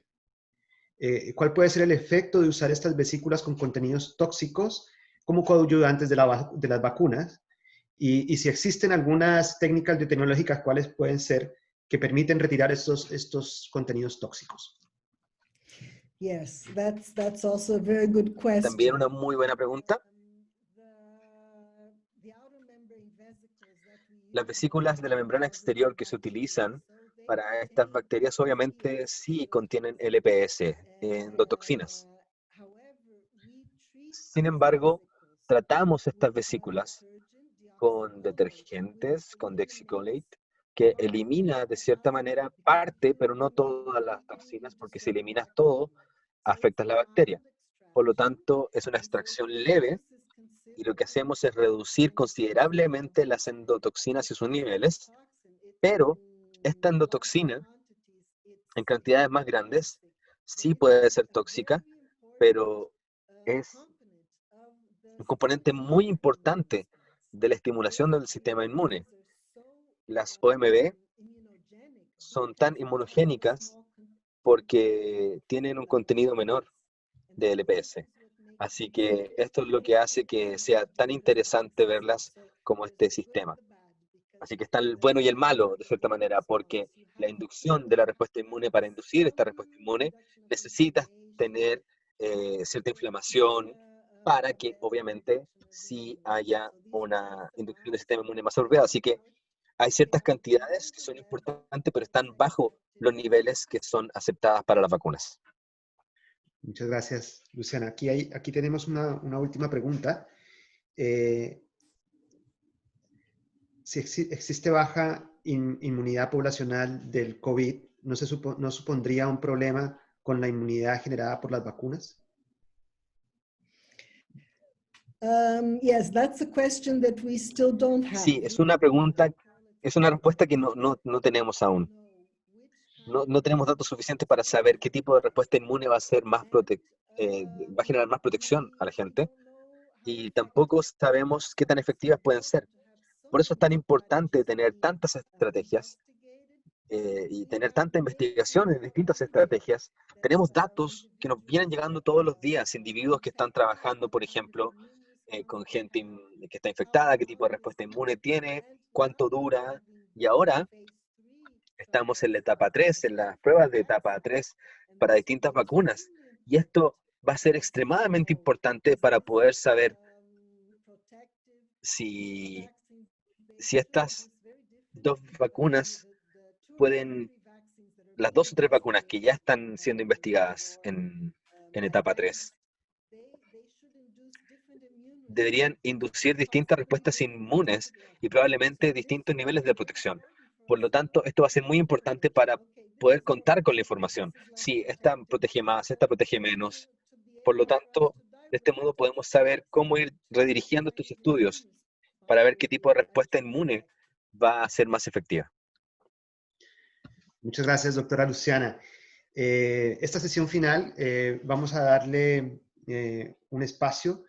Si la doctora Luciana tiene preguntas que formular al doctor Alexis y viceversa, y vamos a permitir si existe pues, la posibilidad de una interacción entre los dos. Entonces, si la doctora Luciana tiene preguntas para el doctor Kalergis, los dejo. Okay, can I start? Yes. That was not part of the plan. Okay, my first question is... Mi primera pregunta, bueno, me gustó mucho ver la organización del instituto, las colaboraciones que están haciendo. Creo que es una sinergia que es muy importante a la hora de reunir información. Y vi también que estabas intentando utilizar distintas estrategias para inducir distintas respuestas inmunes, y que obviamente sería muy interesante ver los resultados. Me gustaría saber si están invirtiendo más en un tipo de estrategia u otra en relación a los datos que nosotros tenemos en inmunología del virus. Si simplemente vas a decidir invertir más en una estrategia o más en otra. ¿Cómo funciona eso en relación a las distintas estrategias que se están probando? Bueno, primero que todo, como dijo en su presentación, no entendemos completamente cómo el SARS-CoV-2 induce esta enfermedad, así que creemos que era distinto para el virus sincicial. Cuando trabajamos con el virus sincicial, había mucha información. Obviamente, todavía había varias preguntas que no han sido respondidas, pero había una idea general de lo que intentábamos hacer con la vacuna para menores, específicamente para niños. Así que había mucha información respecto a cómo el sistema inmune funciona. Así que con el SARS-CoV-2 fue todo lo contrario. Durante unas semanas, cuando iniciamos el proyecto, ya la pandemia en ese punto había estado presente por varias semanas, así que pensamos que había 4 enfoques diferentes. Estamos avanzando en los 4 con las mismas capacidades, al mismo nivel, así que creo que esto va a resultar en candidatos específicos para la fabricación de elementos que se trata de generar la formulación y junto con los datos a través de los estudios clínicos. Así que hasta el momento hemos obtenido el enfoque de péptidos y que se reconoce distintos patógenos. Así que este enfoque lo estamos llevando a cabo con distintos instrumentos para tener distintas alternativas. Así que estamos avanzando en este punto y creo que mi candidato favorito, no te lo voy a decir porque es personal.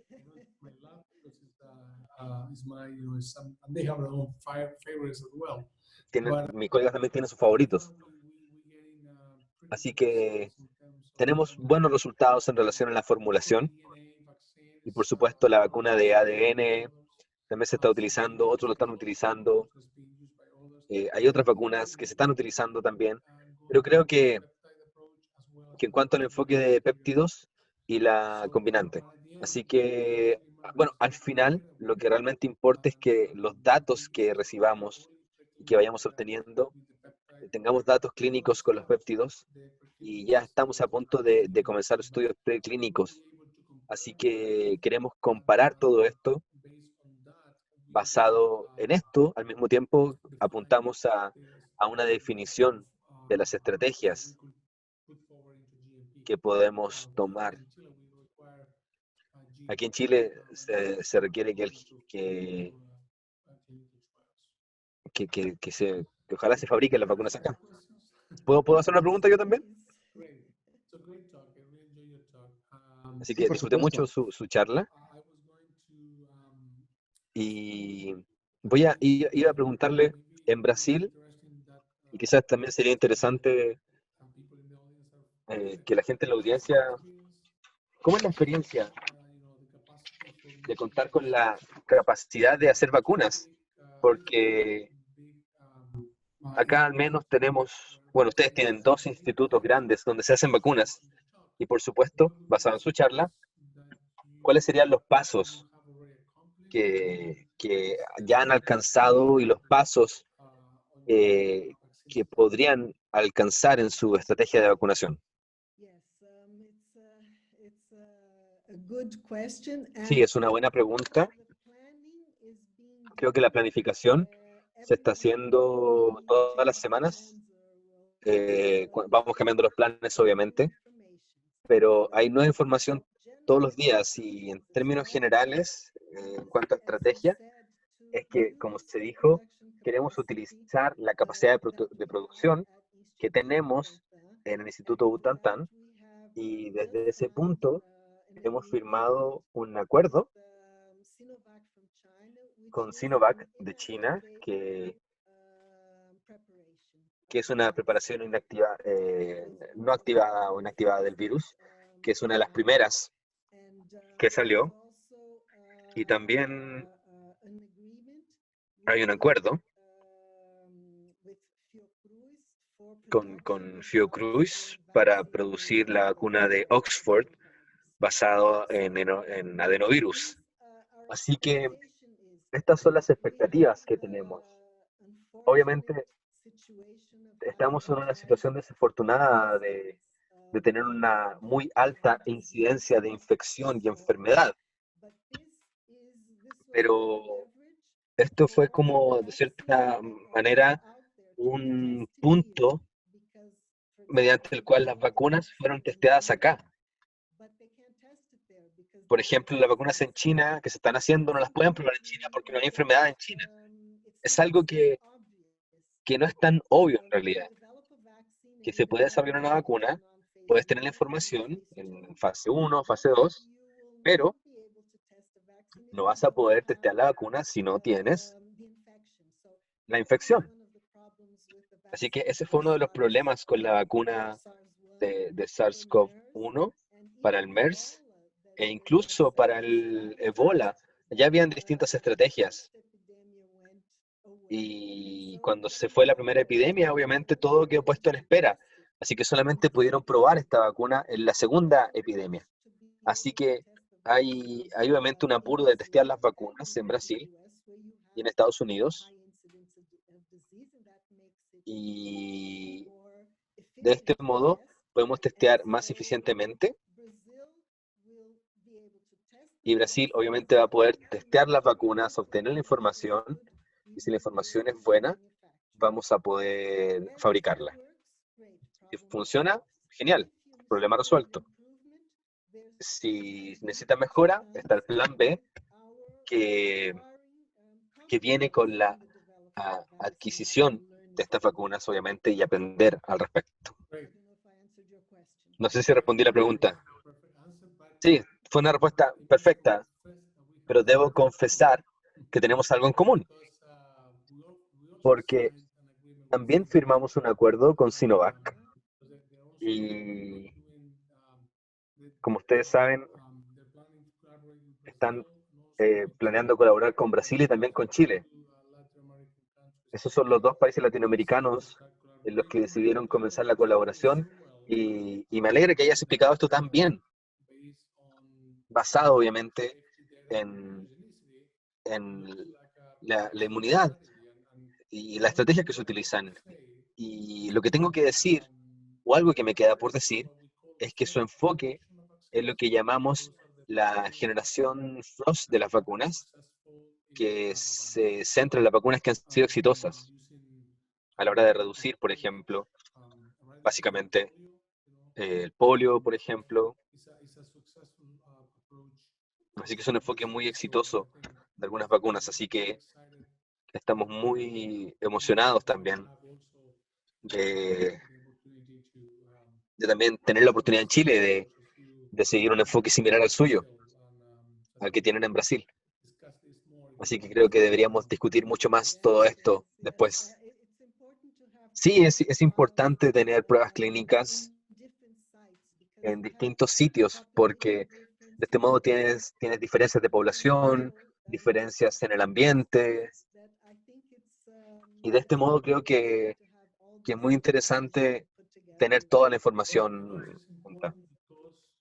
Y también es importante porque podemos, de cierto modo, acercar la vacuna a los países que están colaborando. Creo que eso es lo más importante también. Y estimula mucho que nuestros buenos amigos en Brasil estén tomando un enfoque similar, porque ustedes ya tienen la fabricación o la capacidad de fabricar las vacunas, que es algo que nosotros no tenemos acá.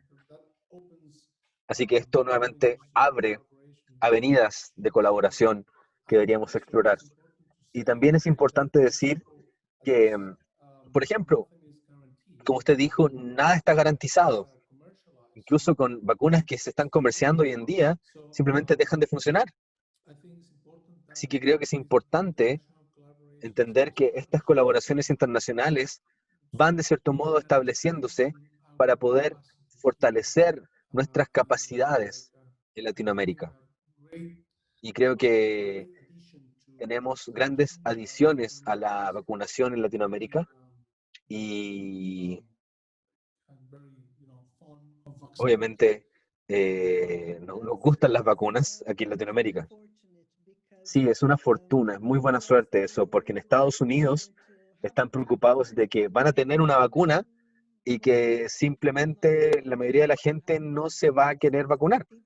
Así que tenemos una muy buena cobertura de las vacunas en toda Latinoamérica y creo que esta es una ventaja para todos nosotros.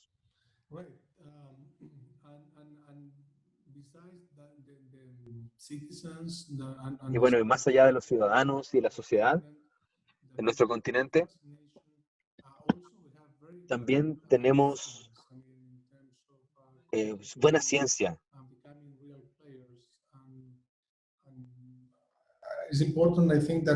Creo que es importante que la sociedad, incluso acá en Chile, se esté dando cuenta mucho más de lo importante que es la ciencia y obviamente lo importante que es ir mejorando el bienestar de la gente, que ese es el propósito de la ciencia. Ustedes tienen mucha más inversión en Brasil. Creo que es casi un 1% del Producto Interno Bruto. Acá estamos hablando del 0.3, 0.4. Pero obviamente hacemos lo que podemos y estas oportunidades de ir contribuyendo con alternativas a la vacuna es bastante estimulante, es muy motivante. Estamos comprometidos con esto. Sí, y darnos cuenta también de la importancia que tienen las vacunas. Todos quieren saber qué son las vacunas, cómo funcionan, cuáles son los distintos tipos. Quieren entender cuáles son las opciones y de dónde tienen que venir. Así que es una oportunidad muy buena para, de cierto modo, fortalecer la ciencia, fortalecer la colaboración y participar en estos esfuerzos. Creo que es un privilegio, un gran privilegio el que tenemos a la hora de poder ver cómo se pueden hacer las cosas de manera más eficiente cuando estamos invirtiendo donde queremos hacerlo. Exacto. Completamente de acuerdo. Una última pregunta. ¿Queda tiempo? Sí, claro, no hay problema. Sí, sí. Entendí que uno de los enfoques para el desarrollo de vacunas es con la recombinación del BCG o hemos explorado el BCG antes y también estamos trabajando en otras vacunas atenuadas. Probablemente estamos desafiando esto un poco más, estamos siendo más audaces, así que estamos combinando distintas bacterias como una manera de inducir la inmunidad, siempre y cuando lo hayamos hecho antes de que estén atenuadas. Así que esta es una estrategia que también estamos explorando, porque obviamente no podemos utilizar bacterias recombinadas porque no estamos solamente centradas en el BCG. Pero hay otras bacterias que hemos explorado también y estamos trabajando en ellas hace unos años. Así que requerimos una buena expresión del antígeno, requerimos también una atenuación suficiente, pero son muy buenas a la hora de reducir estas inmunidades y las subunidades de las vacunas de ADN también. Así que por eso también nos interesa ir viendo todo esto. A veces no han sido muy exploradas, por ejemplo, el BCG no ha sido muy explorada. Así que estamos esperando trabajar en un enfoque oral también, como se ha visto. Sí, me gustó mucho ver que ustedes están interesados en el BCG, porque básicamente yo soy una persona que cree mucho en el BCG. He intentado expresar muchos antígenos y de hecho vamos a tener un proyecto paralelo con la recombinación del BCG expresando antígenos del COVID, a pesar de que el BCG toma mucho tiempo producirlo. Y esperamos que esto pueda tener resultados posteriores. Sí, esa es una de las grandes desventajas del BCG. Así que creo que como estamos explorando otras bacterias también, y sí, sabía que estabas trabajando con BCG, por supuesto que sí. Pero también una de las cosas buenas del BCG, como le mostré en las diapositivas, es que por sí solo ya es bueno. No solamente para nosotros, sino que 3 o 4 artículos que ya han salido y que hablan y que utilizan el BCG. Durante el brote, al principio del brote, el número de casos por millón fue mucho más lento. Y esto obviamente se centra en un tema de salud pública y la manera en que la salud pública se involucra o la medida que tomen, lo que sea. Pero sí, tenemos otra oportunidad para ir mejorando las cosas, Luciana. Muy bien. Muchas gracias. Thank you, Elkin. Muchas gracias, Elkin, Pablo, y el decano, a la decana que está ahí. Así que si se dan cuenta, tenemos una nueva oportunidad de colaboración entre países hermanos como Chile y Brasil. Sí. Esperemos. Y también agradezco mucho la oportunidad. Fue una gran participación, fue genial participar en este debate, en esta discusión, y poder también ver qué es lo que se está haciendo en el Instituto Milenio. Y le agradezco a Elkin, a Vera, a Pablo, a todos. Así que muchísimas gracias. Muchas gracias, Luciana, y gracias, Alexis, por permitirnos escucharlo y por permitir esta interacción también. Definitivamente nuestro objetivo, uno de nuestros objetivos era generar un canal también de una posible colaboración científica. Así que nos alegra que este espacio haya servido para eso. Y bueno, finalmente quiero agradecerles por estar aquí con nosotros, y quiero dejar para cerrar este evento al señor Pablo Figueroa, quien es el director del Instituto de Ciencias Naturales de nuestra universidad, quien va a dirigir unas pequeñas palabras. Y muchas gracias.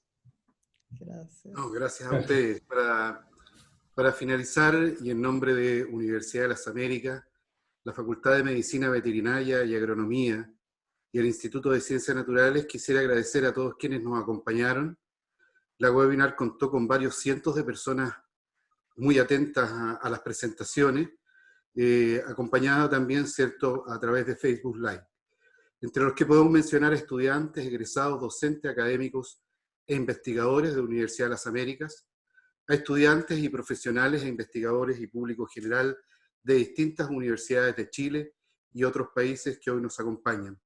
Quisiéramos también agradecer la presencia de autoridades de nuestra casa de estudio y de otras universidades, quienes junto a nuestros expositores ayudaron a realce a esta actividad. Especialmente quisiera agradecer a la doctora Luciana Leite y al doctor Alexis Kalergis, quienes hicieron posible este espacio de encuentro en torno quizás a uno de los temas más relevantes que hoy día convoca a las autoridades políticas, investigadores y comunidad en general a nivel mundial por la pandemia que nos aqueja. Desde ya quisiéramos dejarlos invitados a los siguientes encuentros que estamos organizando como universidad para seguir colaborando en la difusión del conocimiento en torno al COVID y sus consecuencias. Un fuerte abrazo a todos y muchas gracias.